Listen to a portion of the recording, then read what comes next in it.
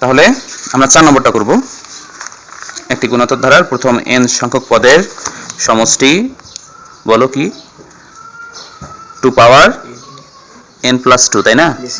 Minus 4। এটা হলো প্রথম n সংখ্যক পদের সমষ্টি। ধারাটা নির্ণয় করতে বলছে। তা আমরা লিখব দেওয়া আছে 4 নম্বর। হ্যাঁ,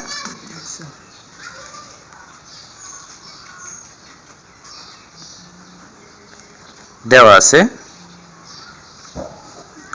গুণোত্তর ধারার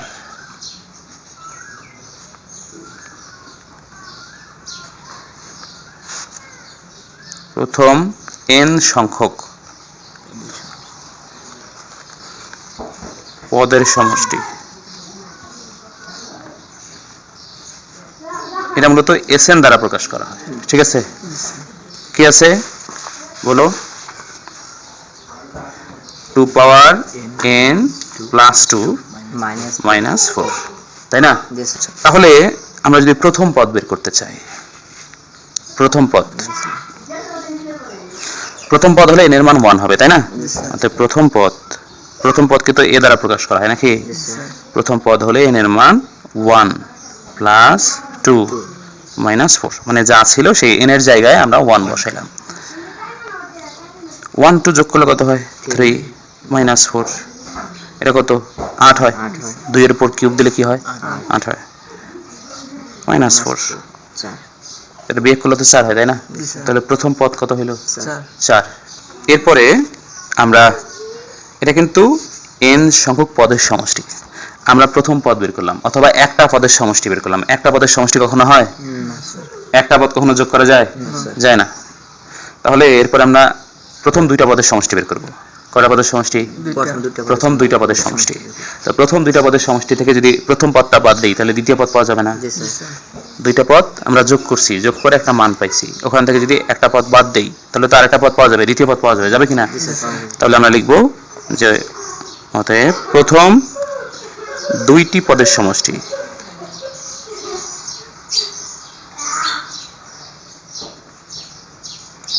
প্রথম দুইটি পদের সমষ্টি। তাহলে দুইটি পদের সমষ্টি যদি হয় n এর মান 2 হবে। কি হবে? n এর মান 2। তাহলে 2 n এর জায়গায় 2 বসাবো, প্লাস 2 মাইনাস 4। এবার দেখো 2 2 যোগ করলে কত হয়? 4 মাইনাস 4। 2 এর উপর 4 দিলে কত হয়? 4টা 2। কয়টা 2? 4টা 2 গুণ করবা। 2 এর উপর 4 মানে 4টা 2। 4টা 2 গুণ করলে কত হয়? 16 হবে। এটা লিখবো হলো 16 মাইনাস 4।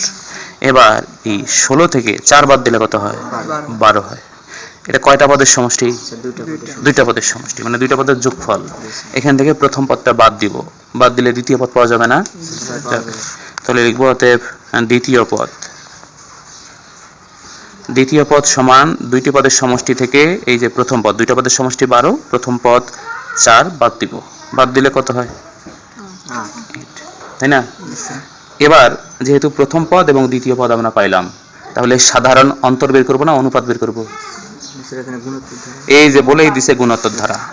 দেখো এই যে 4 নম্বর না, একটি গুণোত্তর ধারার, যেহেতু গুণোত্তর বলছে তাহলে এখানে সাধারণ অনুপাত।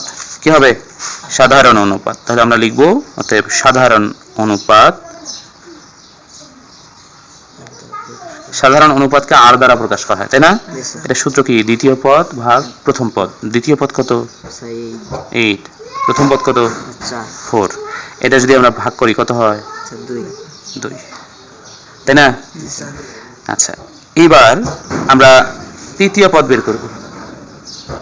ঠিক আছে, তৃতীয় পদ বের করলেও হবে, অথবা আমরা লিখতে পারি এরকম করে যে অতএব ধারাটি, কোন ধারা? গুণোত্তর ধারা। গুণোত্তর ধারার সাধারণ রূপটা হচ্ছে এরকম: a plus ar plus ar square plus dot dot dot. ঠিক আছে, এখন আমরা মান বসাই দেব। a এর মান জানি, r এর মান জানি, তাই না? এর মান কত? 4। এই যে এই জায়গায় দেখো 4, তাই না? a এর মান 4 প্লাস a এর মান 4 ইনটু r এর মান 2 প্লাস a এর মান 4 r এর মান 2 এর উপর স্কয়ার প্লাস ডট ডট। এবার দেখো 4 প্লাস 4 দেখুন কত হয়? 8 হয়। এখানে দেখো 2 এর উপর স্কয়ার দিলে 4 হয় না? 4 আর 4 গুণ করলে কত হয়? 16 হবে প্লাস ডট ডট। এইটা হলো সেই ধারা। ঠিক আছে, আমাদের ধারাটা নির্ণয় করতে বলছে না, এটাই হলো আনসার। বুঝতে পারছো কি? হ্যাঁ, তাহলে আমাদের 4 নম্বর যে প্রশ্নটা ছিল যে একটি গুণোত্তর ধারার প্রথম n সংখ্যক পদের সমষ্টি যদি এত হয় ধারাটা নির্ণয় করো।